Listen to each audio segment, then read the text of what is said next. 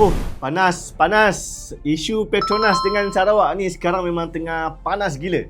Timeline aku sekarang ni penuh dengan orang marah-marah, dengan orang jerit-jerit kan, orang saling serang menyerang. Tapi jujurlah aku nak cakap, masalah sebenar dia bukan orang tak sayang Sarawak ataupun orang nak pertahankan Petronas secara membuta tuli. Masalah dia satu je. Ramai bercakap sebelum faham apa sebenarnya yang sedang dipertikaikan. Tapi korang sabar jap.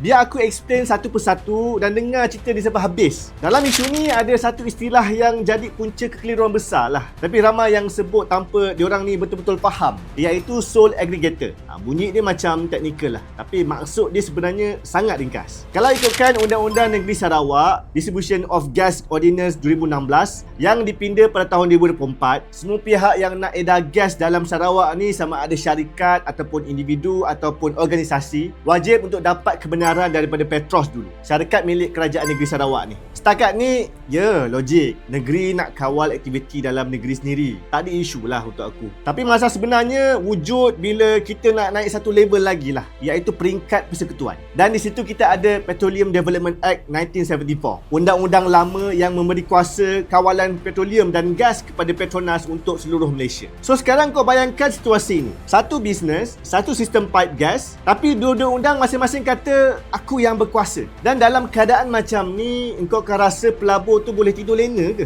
Ini bukan teori Ini benda ni dah berlaku pun. Pada tahun 2024, Shell sendiri terperangkap dalam konflik undang-undang ni. Shell dah lama dah ada kontrak dengan Petronas. Gas diambil daripada Petronas dan bayaran dibuat kepada Petronas. Tapi lepas pindaan Undang-Undang Sarawak, Petros pula yang hantar invoice. So, jadi Shell pun jadi blur lah. Nak ikut siapa sebenarnya ni? Kalau bayar Petronas, Petros kata salah. Kalau bayar Petros, Petros kata melanggar kontrak. Dan akhirnya isu ni masuk ke mahkamah. Lawyer pun dibayar dan masa pun terbuang dan kos pun naik. Dan akhirnya Shell dapat injunksi di Mahkamah Tinggi. Petronas lawan balik di Mahkamah Rayuan. Dan akhirnya Petronas menang. Shell tetap kena bayar kepada Petronas berdasarkan kontrak asal. Tapi poin aku bukanlah nak angkat Petronas sebagai hero ataupun letak Petros sebagai penjahat. Tidak. Itu bukan cerita sebenar. Cerita sebenar dia ialah pertindihan kuasa undang-undang. Bila undang-undang bertindih dan tak jelas macam ni, pelabur jadi mula takut. So bila pelabur takut, projek jadi lambat. So bila projek lambat, ekonomi jadi perlahan. Dan bila ekonomi perlahan, yang paling awal tu kena kesan dia bukanlah syarikat besar, tapi rakyat biasa macam kita ni. So sekarang ni aku nak cakap benda ni lah dengan jelas dan berlapik. Tak ada siapa nafikan Sarawak memang layak dapat lebih.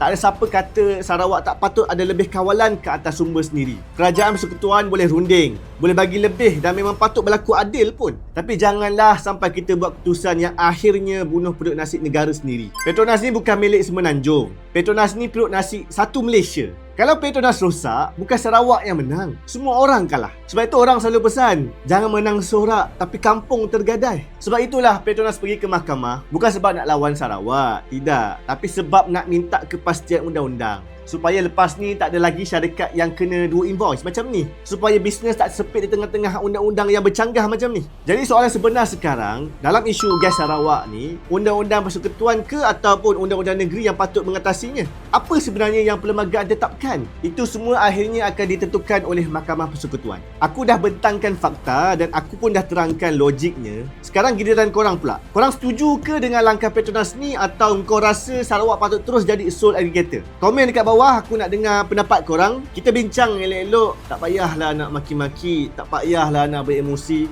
Kita gunakanlah kita punya akal fikiran dulu, barulah kita bersuara. Aizudin Samni, Ideas that Move Malaysia Forward.